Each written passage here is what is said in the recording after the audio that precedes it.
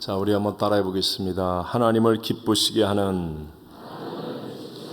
증거가 믿음이다. 다 같이 한번 해봅시다. 시작. 하나님을 기쁘시게 하는 증거가 믿음이다. 아멘. 여행을 할 때 여러분 어떤 여행이 가장 좋은 여행, 행복한 여행일 것 같습니까? 여러 가지 생각할 수 있죠. 좋은 자동차를 타고 또 편안하게 또 맛있는 음식이 많이 있는 또 가고 싶었던 곳을 가는 여러 가지 생각들을 할 수 있겠지만, 그러나 가장 좋은 여행은 동행이 좋은 여행입니다. 맞죠, 여러분? 네. 동행이 좋으면 여행이 오래 가도 좋습니다.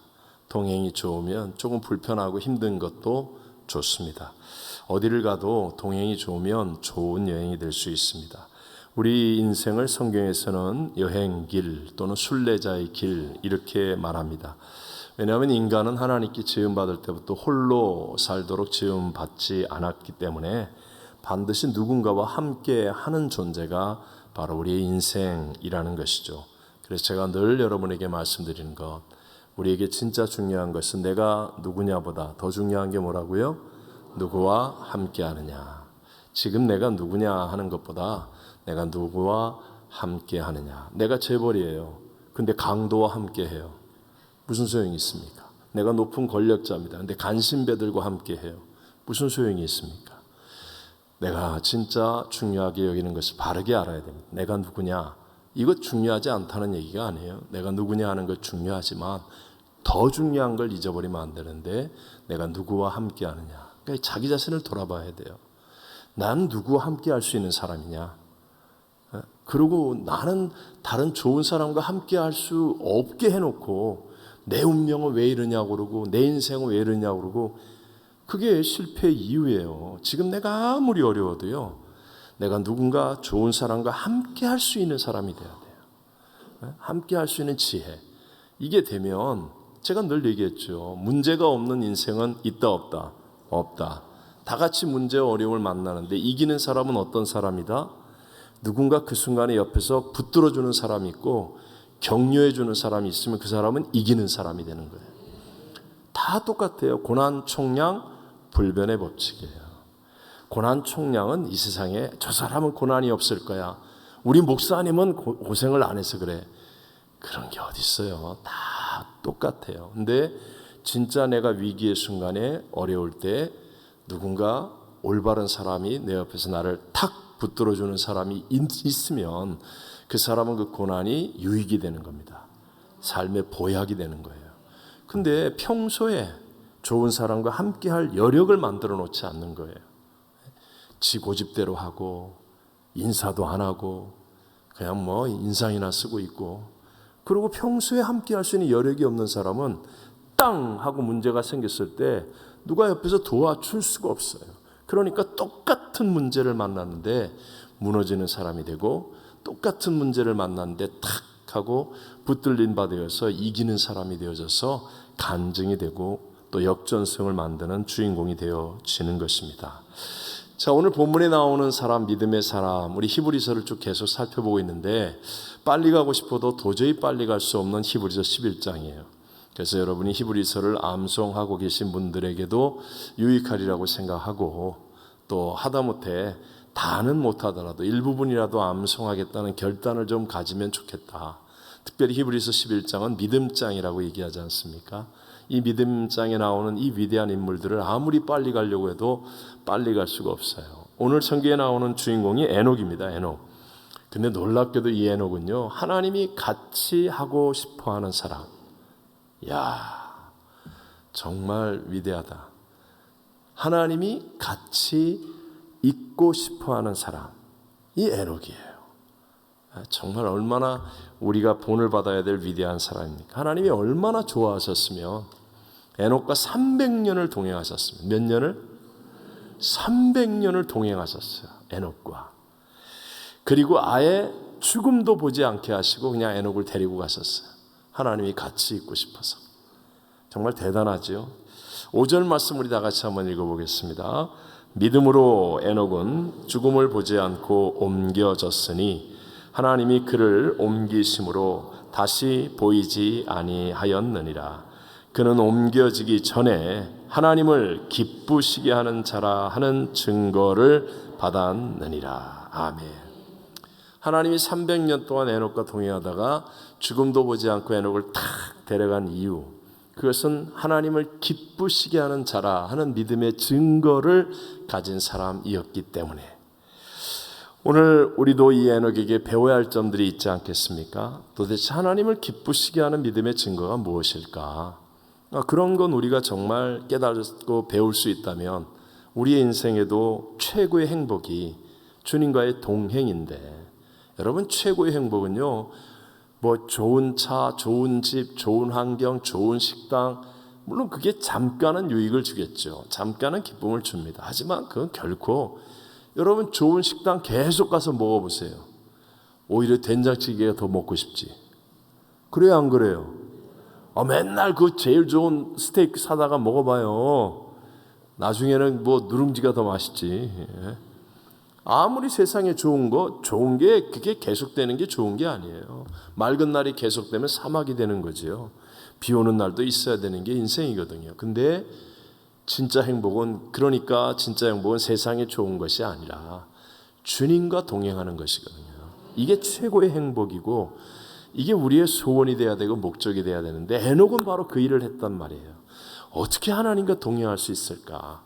하나님을 기쁘시게 하는 믿음의 증거가 도대체 뭐길래 하나님의 에녹과 이렇게 300년을 동행하시며 사셨고 또 에녹에게 죽음을 보지 않고 데리고 가실까?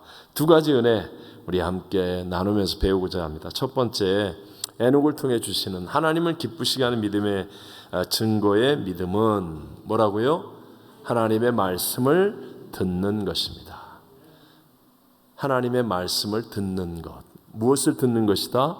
하나님의 말씀을 듣는 것.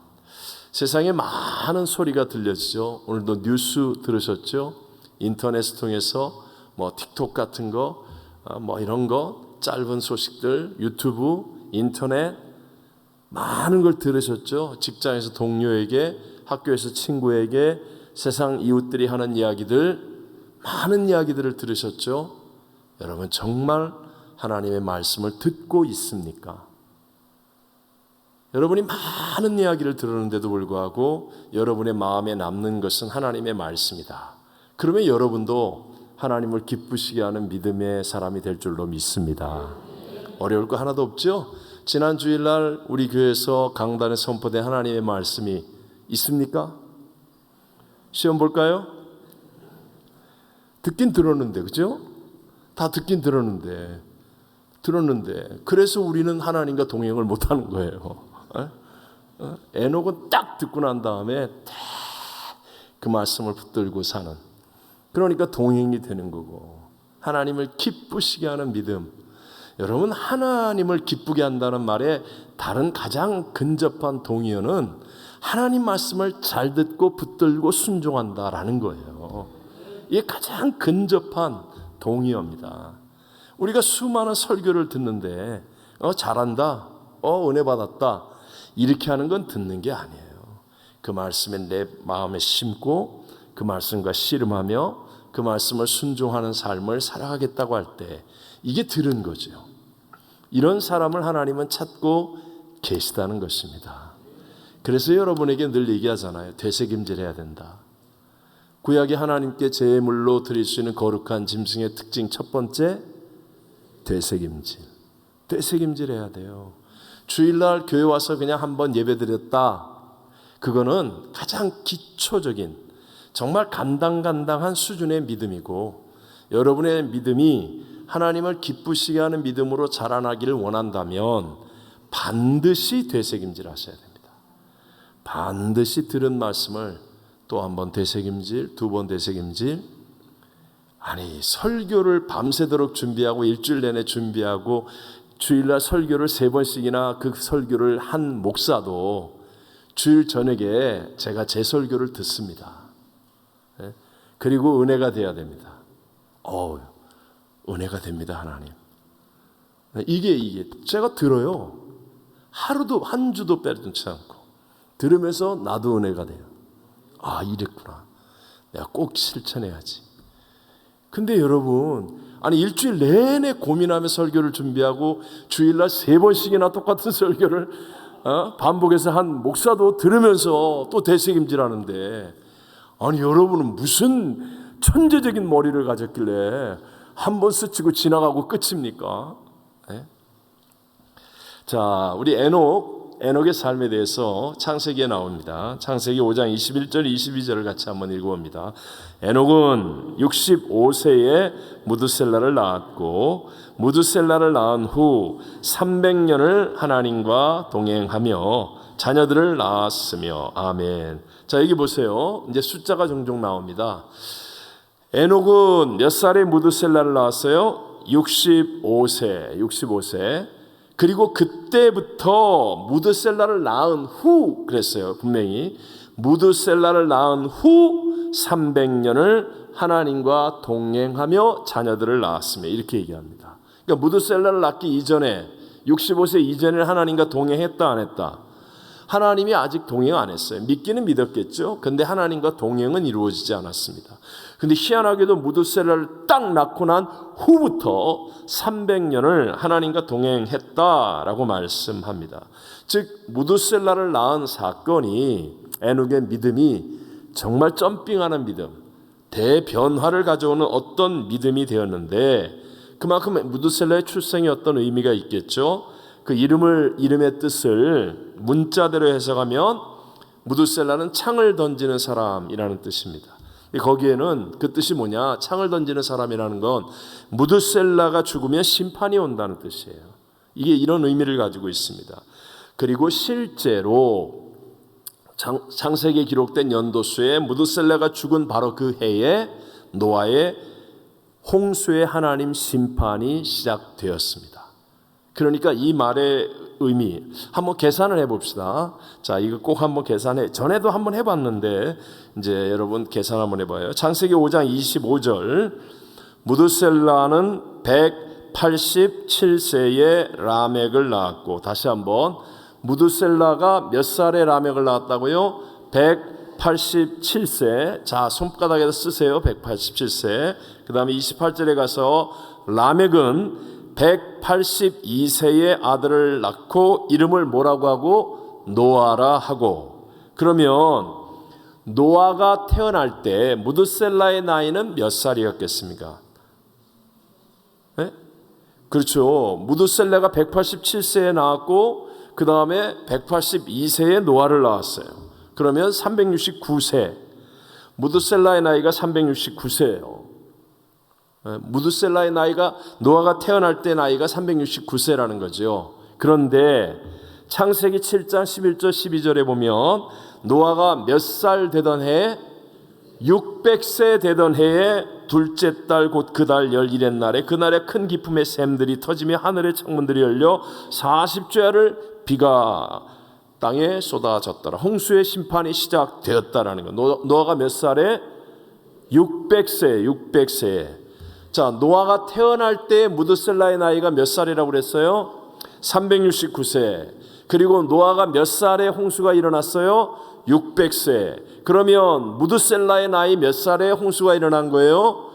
969세에. 그런데 창세기 5장 27절에 뭐라 그러냐? 다 같이 읽어봅니다. 무드셀라는 969세를 살고 죽었더라. 아멘. 아까 에녹이 65세에 무드셀라를 낳았는데 그때부터 완전히 변화되었다고 그랬죠. 그 무드셀라의 이름의 의미가 무드셀라가 죽으면 심판이 온다라는 거였잖아요. 근데 진짜로 무드셀라가 죽은 969세에 노아의 홍수의 심판이 일어났습니다. 그러니까 이 말은 우연이에요? 아니에요? 우연이 아니라는 거예요. 하나님의 완전한 섭리, 계획. 노아가 어떻게 해서 무드셀라를 낳기 이전까지 하나님과 동행하지 않다가 무드셀라를 딱 낳고 난 다음부터 동행이 시작되느냐? 하나님의 말씀을 들었다 안 들었다? 들었다. 하나님이 심판하실 것에 대한 말씀을 들었어요. 그냥 건성으로 들은 게 아니라 진실로 자기의 삶을 마음속에 심고 들었습니다. 그러니까 에녹은 그때부터 변화된 거예요. 하나님의 말씀하시는 예언을 진실로 자기의 생명처럼 딱 자기의 삶에 받아들이고 이 예언의 말씀을 중심으로 인생을 살아가기 시작하는 겁니다. 그러니까 하나님이 에녹과 동행하는 삶을 살았고, 무드셀라가 죽으면 하나님의 심판이 올 텐데 에녹을 하나님이 300년간 동행하다가 그 말씀대로 열심히 살았던 에녹을 보시며 기뻐하셔서 데려가셨어요. 에녹을 데려가셨어요. 그래서 성경 유다서에 보면 14절 15절에 이렇게 말합니다. 아담의 7대 손 에녹이 이 사람들에 대하여도 뭐하여 이르되 예언하여 이르되 보라, 주께서 그 수만의 거룩한 자와 함께 임하셨나니 이는 무사람을 심판하사 모든 경건하지 않은 자가 경건하지 않게 행한 모든 경건하지 않은 일과 또 경건하지 않은 죄인들이 주를 거슬러 한 모든 완악한 말로 말미암아 그들을 정죄하려 하심이라 하였느니라 그랬어요. 에녹이 세상 사람들을 향하여서 이제 하나님의 말씀을 예언하기 시작한 거예요. 너희들 경건치 않은 삶을 산 것, 경건치 않은 말을 한 것, 경건치 않은 모든 것에 대해서 하나님이 심판하신다 라고 에녹이 이렇게 살았다라고 말하는 거예요. 하나님의 메시지를 선포하며 살은 인생이다 라고 성경은 기록하는 겁니다. 그냥 전한 게 아니라 자신의 일생을 바쳐서 이 하나님이 주신 자기에게 무드셀라를 낳을 때 주셨던 그 하나님의 말씀을 자기의 삶의 중심으로 받아들이고 이 말씀을 전하는 삶을 살았습니다. 아까도 보았지만 에녹도 무드셀라를 낳은 이후에 자식들을 낳고 살았습니다. 세상 속의 사람들과 함께 살았습니다. 세상 일 하지 않았다는 게 아닙니다. 그게 아니라 우선순위가 달라졌다는 거예요. 이전에는 세상 일이 우선이었다면 오늘 피곤하면 안 나가, 오늘 기분 안 좋으니까 안 해, 이렇게 됐다면 무드셀라를 낳으면서 하나님의 말씀을 들었는데 그 말씀을 자기의 중심에 받아들인 이후부터 나는 하나님이 우선이야, 이게 바뀌어버린 거예요. 그리고 자식도 낳았습니다. 다 일했습니다. 하지만 하나님의 말씀을 제1 우선순위로 놓은 그때부터 하나님과의 동행이 이루어지는 거예요. 여러분, 이것이 하나님을 기쁘시게 하는 믿음인 것을 믿게 되시기를 바랍니다. 가장 근접한 거라고 그랬잖아요. 우리가 예배드리면서 하나님의 말씀을 아멘 하고 받아들이고 이것을 그냥 잊어버리는 게 아니라 어떻게 하면 이 말씀을 내 삶에 적용할까, 내가 이 말씀대로 살아갈까. 그래서 내 연약한 부분을 가지고 하나님 앞에 씨름하고 몸부림치면 살아계신 하나님의 능력을 체험하게 되고 내 삶이 변화되는 거예요. 그러면서 하나님과의 동행이 무엇인지를 깨닫게 되는 겁니다. 내가 잘나서 하나님이 날 찾아와 동행하시겠습니까? 내가 돈이 많아서 동행하시겠습니까? 내가 유능하고 마음이 비단결같이 착해서 하나님이 날 찾아와서 동행하실 것 같습니까? 아니라니까요. 하나님이 동행하십니다. 임마누엘 주님이잖아요. 근데 어떤 사람과 동행하시냐? 하나님의 말씀이 들릴 때 이것을 아멘으로 딱 받고 이 말씀의 우선순위를 두고 이 말씀대로 살아가고자 하는 그 사람과 그 사람의 믿음을 하나님이 나를 기쁘시게 하는 믿음이다. 그러면서 하나님과의 동행이 이루어지는 거예요. 성경은 계속 얘기하지 않습니까? 말씀은 곧 하나님이시니라. 보이지 않는 하나님을 가장 기쁘시게 하는 가장 근접한 믿음은 하나님의 말씀을 잘 붙들고 이 말씀과 씨름하고 말씀대로 순종하여 살아가느냐 하는 것이에요. 자, 여러분, 누구와도 같이 있으려고 하면 뜻이 맞아야 되죠. 뜻이. 뭐 예를 들어서 LA 공항에서 이제 뭐 먼 여행을 하기 위해 공항을 나가는데 정말 시간이 너무 많이 남았어요. 이 긴 시간 어떻게 하지? 그러고 있는데 반가운 사람을 만난 거예요. 반가운 사람 만나서 어디 가시냐고, 티켓팅 했냐고, 지금 티켓팅 할 거라고, 우리 같이 공항 들어가자고. 그래서 어디 가냐고. 근데 이분은 독일에 간대요. 자기는 한국 가는데. 그럼 같이 갈 수 있어요, 없어요? 없죠. 이분도 시간이 남고 나도 시간이 남고 뭐 둘 다 반갑고 좋은 사람이지만 방향이 다르잖아요. 이분은 다른 게이트를 가야 되고 나는 이쪽 게이트를 가야 되고 방향이 다르잖아요. 하나님이 우리를 사랑하셔도요, 뜻이 맞아야 같이 동행을 하죠. 뜻이 맞아야. 하나님의 뜻은 말씀에 있습니다. 하나님의 말씀에. 아모스 3장 3절에 말씀합니다. 다 같이 두 사람이 뜻이 같지 않은데 어찌 동행하겠으며. 종종 이런 생각하지요, 여러분. 하나님이 사랑이시라며, 하나님이 임마누엘이시라며, 근데 왜 나는 임마누엘 하나님 못 느끼지? 제가 옛날에 그랬거든요. 제가 조금 성경 읽고 내가 좀 아는 것처럼 그러면서 왜 하나님이 나와 동행 안 하시지? 근데 이제 세월이 지나면서 정말 내 안에 있는 이 하나님 뜻을 거역하려고 하는 내 본성과 싸워 이기면서 이걸 쳐서 십자가에서 죽었습니다. 그러면서 하나님 뜻을 조금씩 순종해 갈 때 어느 날 하나님이 나와 동행하고 계시구나. 이 감격, 이 은혜, 이 눈물, 하나님 말씀을 순종하느라고 손해보는 거예요. 때로는 미움도 받는 거예요. 다른 사람들로부터 오해도 받는 거예요. 그런데 내가 그래도 난 하나님 말씀이 우선이야. 그리고 하나님 말씀을 순종하게 몸부림치고 있었더니 주님이 나와 함께 하심이 느껴지는 거예요. 체험되는 겁니다. 그 눈물, 그 감격, 그 위로, 그 소망, 이게 우리가 사는 거예요. 이기는 길이 되어진다는 것입니다.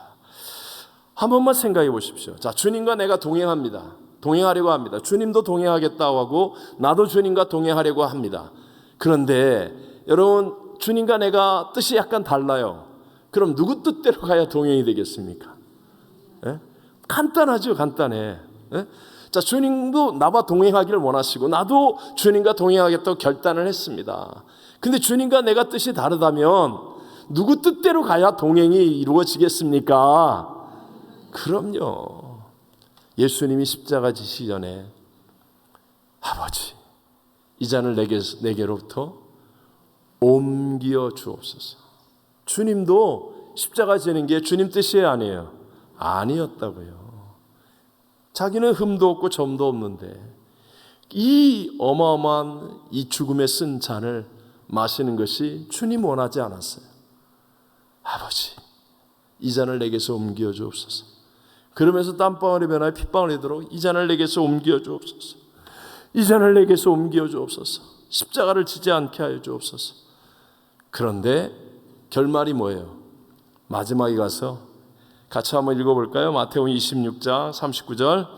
내 아버지여, 만일 할만하시거든 이 잔을 내게서 지나가게 하옵소서.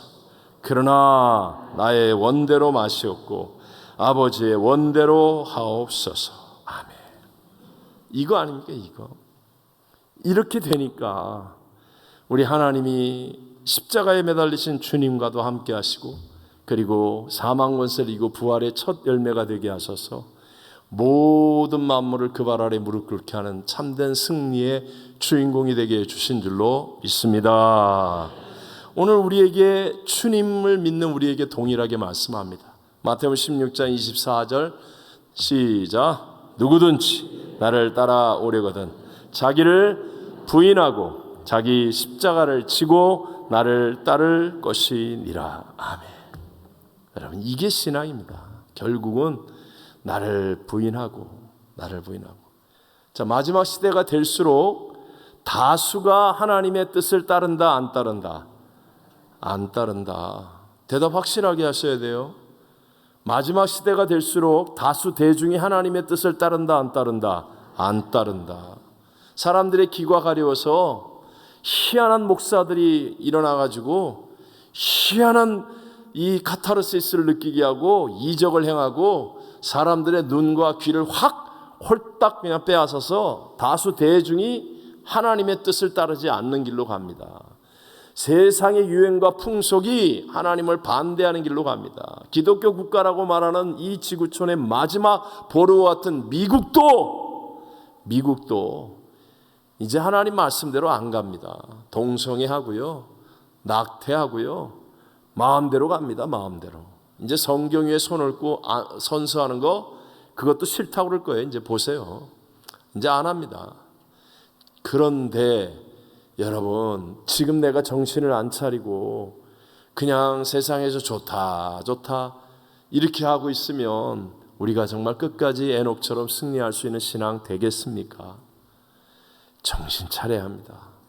저도 여러분도 우리 모두가 교회의 머리 대신 예수 그리스도를 믿는 믿음, 부활의 능력을 믿는 믿음 가지고 이 교회를 통하여 끝까지 우리 수요 예배도 드리고 오늘 수요예배 드리면서 억울하다고 생각한 분 여기 몇 분 있죠? 우리 옆집 집사님은 뭐 수요예배 왜 나가냐고 그러는다는데 나는 어쩌자고 교회를 잘못 골라가지고 이렇게 수요예배도 나가야 되고, 뭐 앞집 장로님은 뭐 새벽 예배를 왜 나가냐고 그러는데 나는 새벽 예배 안 나가면 찬양 인도해야 된다고 이번 주 내내 나가야 된다고 그러고, 그러면서 원망 불평하는 분 있죠? 이해는 하지만 그래도 지면 안 됩니다. 내가 얘기하잖아요. 저라고 여러분 기분 좋게 하는 쪽이 낫지. 아니 생각해 보세요. 목사가 성도들 원하는 대로 이게 쉽게 가는 게 낫지. 예? 맨날 이 눈총 받으면서 욕 먹으면서 이루고 하는 게 낫겠어요. 이게 얼마나 힘든 일인 줄 아세요? 욕 먹는 게. 예? 그래도 잠깐 후에 우리 다 주님 앞에 설 텐데 그때 여러분 진짜 갈라집니다. 정말 적당히 대충 그냥 정만 걸어놓은 사람하고, 진짜예요 여러분. 진짜 이건 모험할 일이 아닙니다. 이거는 무슨 호기를 부릴 일이 아닙니다. 제가 전에 한번 말씀드린 것 같아요. 내가 너무 그때 은혜와 충격을 받았던 한 목사님, 이 목사님의 고백.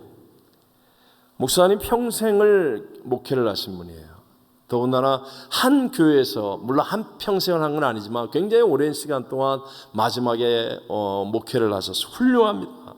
진짜 성실하게 사역했고 그랬습니다. 비록 교회가 아주 큰 교회는 아니었지만 그러나 성실하게 사역하시면서 존경과 신뢰를 받고 그러면서 사역을 잘 하시고 은퇴를 하신 분이에요. 근데 은퇴하시기 전에 이분이 이제 자기가 은퇴하면 그래도 살아야 되니까 집이라도 하나 있어야 되겠다 생각하고, 그래서 이제 조금씩 전략을 해서 돈을 모아가고 있었습니다. 은퇴를 할 때쯤 되셔서 꽤 많은 돈이 모여서 이제는 집 곧 살려고 하는 그런 어떤 때에 강도가 집에 들어온 거예요. 강도가. 그래갖고 강도가 들어와서 사모님께 칼을 딱 들이대고 돈 내놔 하는데, 그냥 순진하고 겁 많은 사모님이 그 깊이 숨겨놓았던 그 집 살려고 모았던 돈을 그냥 주고 말았어요. 어떻게 안 주겠습니까? 강도가 와서 진짜 위기의 순간에 주고 말았습니다. 그리고 그 강도가 떠난 다음 돈이 다 날아간 거죠. 없어진 거죠. 목사님이 목을 놓아 슬피 울더랍니다. 목을 놓아 슬피 우는 거예요. 너무 슬피 계속 우시니까 사모님이 이제 위로하는 거예요. 아니 우리가 언제 돈 보고 살았냐고, 왜 이렇게 슬피 우냐고, 그만 울라고, 정신 차리시라고 그렇게 위로하는데 목사님이 이렇게 말씀하셨습니다. 돈을 잃어버려서 우는 게 아니야. 강도가 말을 해도 그 귀한 돈 다 내주며 잘 순종했는데 내 일생에 하나님이 필요하다고 할 때 내가 냈는가, 하나님 말씀에 이렇게 잘 순종했는가 하는 생각이 들어서 너무너무 마음이 아프고 두려워서 우는 거야. 난 그 말이요 진짜 내 마음속에 새겨졌어요. 강도가 돈 내라 그래도 그 귀한 돈, 숨겨놨던 돈 다 냈잖아요. 근데 자기 평생에 목사로 살아왔는데 하나님이 말씀하실 때 자기가 그렇게 하나님 말씀을 순종했는지 이게 갑자기 막 떠오르면서요 너무너무 마음이 아파서 그렇게 슬피 울었다는 것입니다. 우리가 살고 있는 이 시대의 불행과 어둠이 무엇입니까? 하나님 말씀이 없어서요. 라디오만 틀어도 나오고 인터넷만 열어도 나오고 텔레비만 켜도 나오고 5만 대 다 나옵니다. 5만 대. 그런 많은 하나님의 말씀을 듣기는 듣는데 순종할 태도로 듣지 않는다는 거예요. 순종할 태도로 듣지 않는다는 거예요. 그냥 나한테 듣기 좋은 말 하면 오늘 은혜 받았어. 나한테 좀 불편한 얘기하면 요새 은혜가 없어가지고 이런 분위기, 이런 식. 여러분 인생의 기준이 잘못되면 결국 다 무너집니다. 그 빌딩을 지어도 기준이 잘못되면 그러면 다 무너지는 거죠. 인생의 기준이 하나님의 말씀이 아니라 내가 중심이 돼버리면 내가 중심이 되어서 나한테 좋은 게 좋은 거고 나한테 불편한 건 싫은 거야. 그러면요, 결국 다 무너지는 겁니다. 다.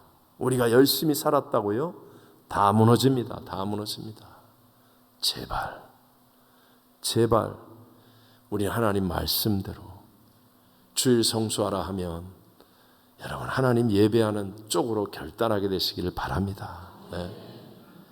예배가 우선이 되도록, 물질에서도 온전한 11조를 드리도록, 어떻게 하든지 기도가 우선순위가 되도록, 여러분 하나님의 말씀이 우리에게 전해지면 그럼 그 말씀이 나의 삶의 기준이 되어서 살아가도록 하면, 그러면 세상과 다르기 때문에 불편하고 왕따가 되고 오해와 손해와 핍박이 있을지 모르지만, 그러나 하나님이 문제보다 결국은 이깁니다.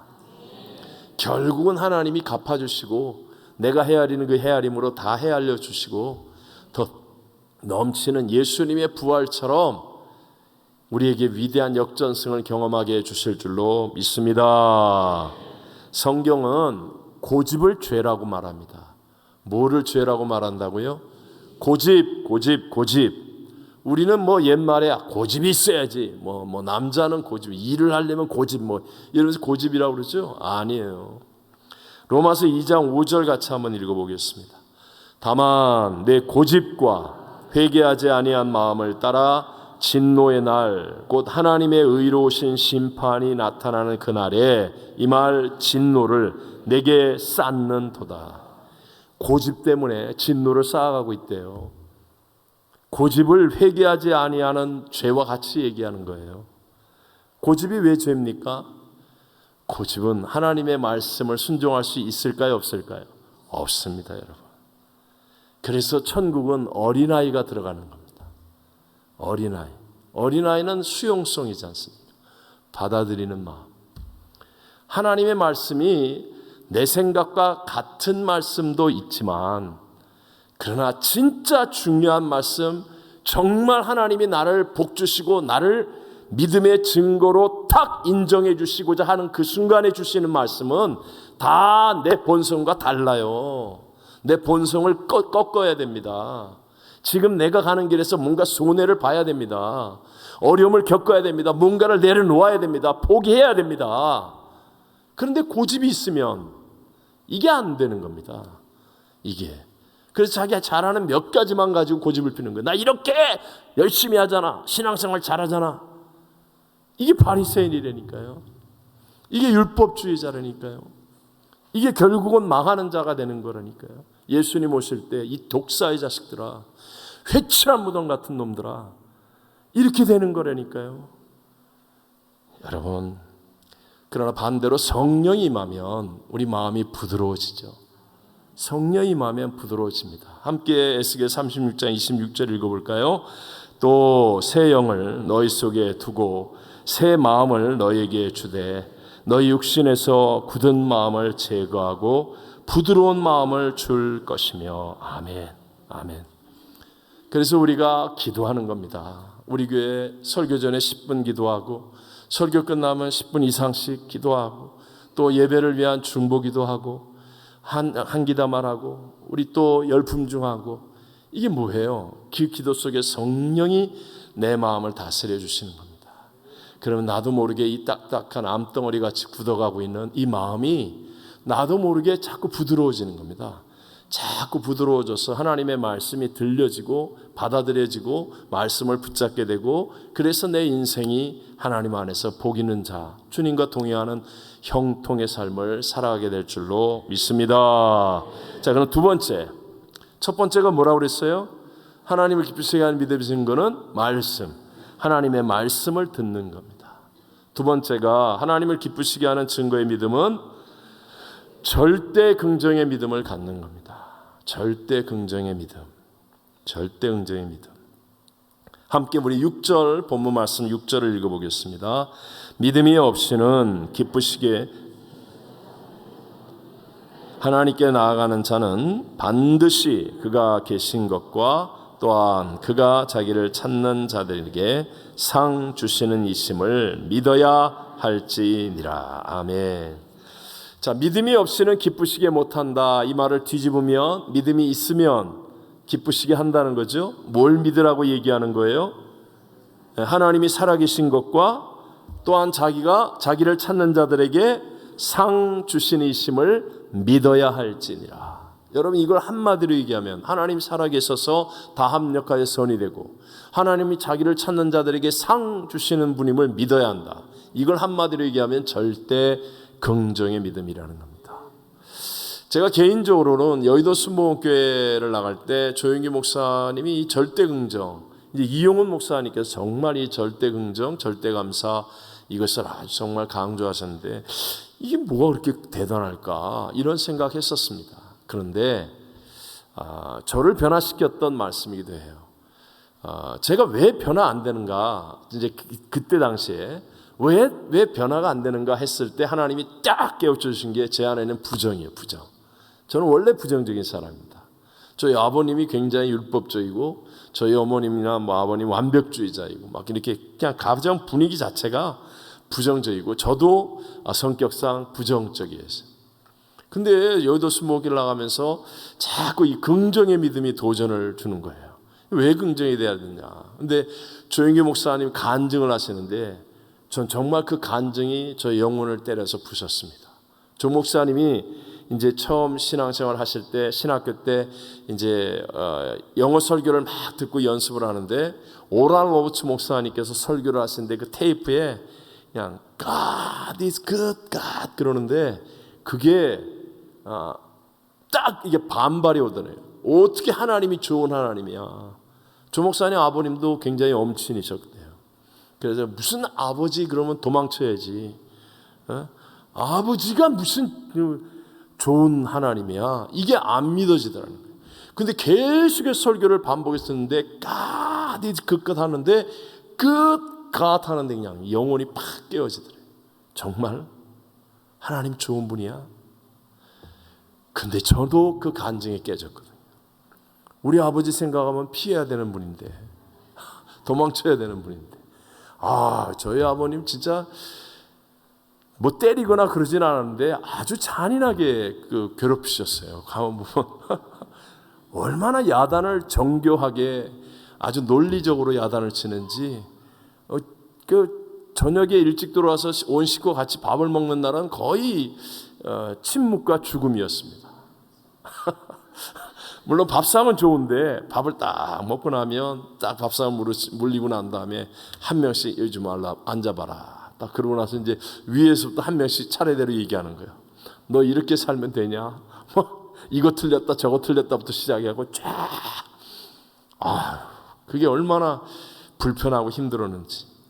그래서 아버님 초인종 소리가 저희 집은 아버님이 초인종을 2번 누릅니다. 띵동 띵동 그러면 아버지다 그러면 그냥 후다다다닥 그러고 다 도망가는 거다. 그 전까지는 모여가지고 막 놀다가 아버지다 그러냐 다다다다닥 그랬던 아버지인데 God is good. God. 하나님 좋으신 분이야. 하나님 좋으신 분이야. 사실은 그때부터 저도 변화가 일어났어요. 그게 긍정이죠. 하나님 좋으신 분이야. 그래, 성경에 보면 하나님 좋으신 분이야. 그리고 예배 때 하나님을 체험하기 시작하면서 정말 누가 주지 않았던 긍정이 제 마음과 영혼 속에 빛으로 다가오기 시작한 거예요. 여러분, 에녹이 외치는 그 하나님의 심판의 메시지 사실 긍정적인 건 아니잖아요. 하나님이 심판하신다. 그러나 하나님의 심판은 구원을 위한 심판이거든요. 더군다나 사람들이 안 받아들이고 아마 반발했을 겁니다. 핍박했을 겁니다. 그런데도 불구하고 에녹이 그런 것과 절대 상관없이 하나님은 살아계시고 자기를 찾는 자들에게 상 주시는 분이시야 라고 절대 긍정의 믿음을 가졌습니다. 그랬기 때문에 에녹이 끝까지 하나님과 동행할 수 있었던 거예요. 이게 너무너무 중요합니다. 고전 예화지만 아프리카에 그 더운데 맨발로 막 다니는 사람들이 가득한 그곳에 신발 회사에서 직원 2명을 보내어서 시장 조사를 하는 겁니다. 근데 결과를 보고 하는데 한 사람은 이곳에는 신발을 신은 사람이 아무도 없습니다. 그러므로 신발을 팔 수 있는 가능성은 0%입니다. 이렇게 보고서를 보냈어요. 또 다른 한 사람은 이곳에는 신발을 신은 사람이 아무도 없습니다. 그러므로 신발을 팔 수 있는 가능성이 100%입니다. 이렇게 보고서를 보냈습니다. 여러분, 누가 성공자입니까? 당연히 후자이죠. 당연히 후자. 죄송한데요, 예배 드릴 때 이미 난 오늘 은혜 받을 거야 라고 나오는 사람은 반드시 은혜 받습니다. 근데 난 오늘 재수가 온 붙은 날이야, 무슨 오늘 수요예배 소용없어, 나는 은혜 못 받을 거야, 오늘 진짜 열받는 일만 있었어, 이렇게 앉아있으면요, 천하 없이 다른 사람이 은혜 받아도 자기는 은혜 못 받습니다.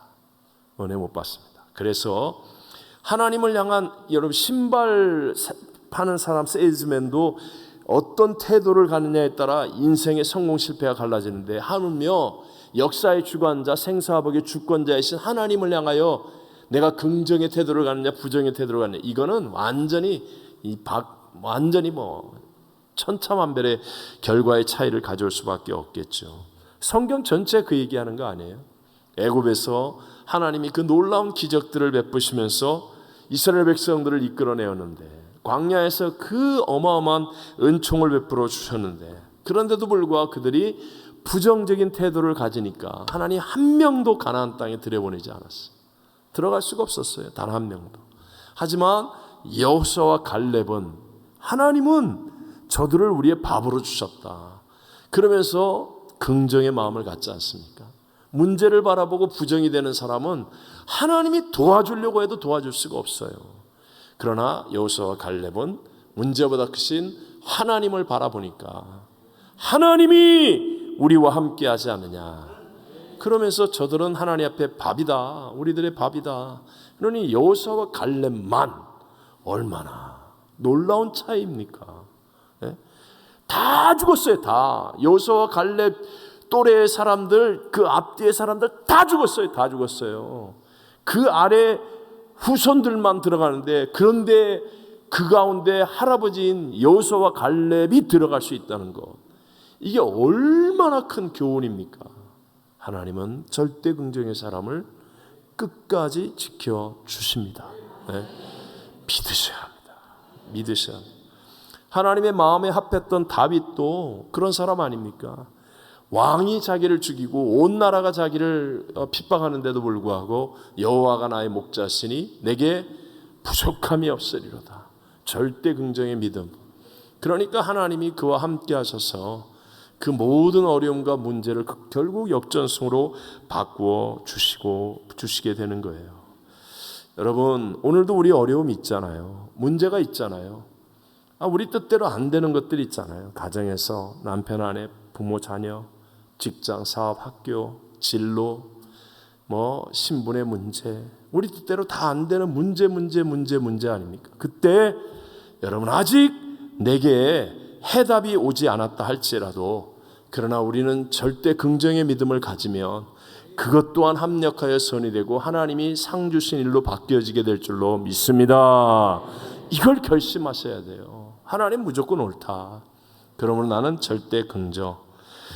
근데 여기서 본문에서요, 하나님을 찾는다라는 말, 찾는이라는 헬라어가 굉장히 강한 어조입니다. 그래서 그를 찾아낸다, 반드시 그를 찾아낸다라는 의미로 만날 때까지 찾는다, 무엇보다도 먼저 하나님을 찾는다라는 그런 뜻입니다.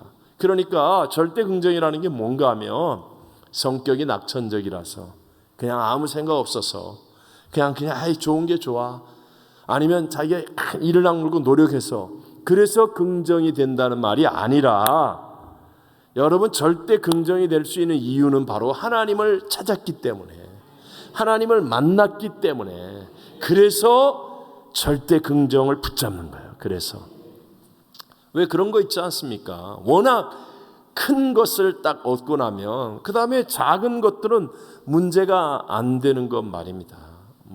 1불, 100불, 만불, 막 이런 게 집세가 몇천 불, 하여튼 내일 몇만 불. 그런데 나한테 누가 1000만 불을 줬어요. 그러면 만불, 몇만 불, 이게 걱정이 됩니까? 여러분, 하나님을 딱 만나면 내 인생에 하나님을 못 만났기 때문에, 지금 우리가 하나님 못 만났기 때문에 이것도 문제 저것도 문제 이것도 걱정 저것도, 그래서 부정적이 되고 염려 근심에 빠지고 불평하고 원망하고. 그러나 하나님을 만나면 그 큰 하나님으로 인해서 우린 절대 긍정의 믿음을 붙잡고 승리하게 될 줄로 믿습니다. 그러므로 이게 중요한 거예요. 시선을 하나님께 둬야 됩니다. 말세가 될수록 비난, 비평의 시대가 됩니다. 이게 바꿔 얘기하면 선악과의 시대가 됩니다. 인간이 처음 범죄할 때 선악을 알게 하는 나무의 열매를 먹는 날에는 반드시 죽으리라 해요. 인간이 마지막 망하는 이유가 선악으로 망합니다. 선악으로. 마지막 시대가 되면 비난, 비평, 이 불평의 시대가 되어집니다. 인간이 이성을 가지고 선악을 따지려고 하기 때문이에요. 선악으로 판단하기 때문에. 옛날에는 쉽게 말하면 이런 거예요. 저 어렸을 때는 선생님이 말하면 무조건 옳았습니다. 그래요, 안 그래요? 부모님이 말씀하면 무조건 옳았습니다. 그래서 제가 옛날에 하듯이 우리 집에서도 하면 하나도 안 통합니다. 우리 막내가 따지기 시작합니다. 선악으로. 이유를 대라. 왜 그래야 돼요? 이런.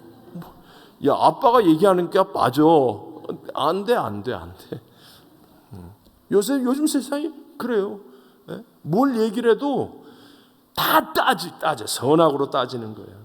특히 미국과 같은 선진 사회일수록 사람들이 보세요. 평준화가 되지 않습니까? 정보, 통신으로. 뭐 검색만 하면 다 나오니까.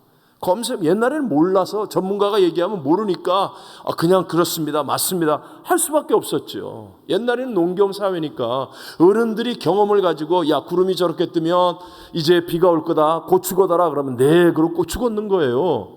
근데 요새는 그런 시대가 아니잖아요. 정보 검색 다 하면 아버지나 뭐 자식이나, 아니 자식이 더 잘 알아. 아버지 틀렸어요. 여기 나왔는데 틀렸어.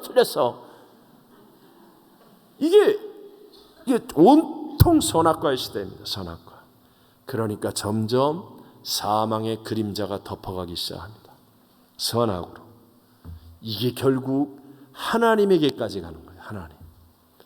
여러분, 비평이 능력이 아니고요, 감동이 능력입니다.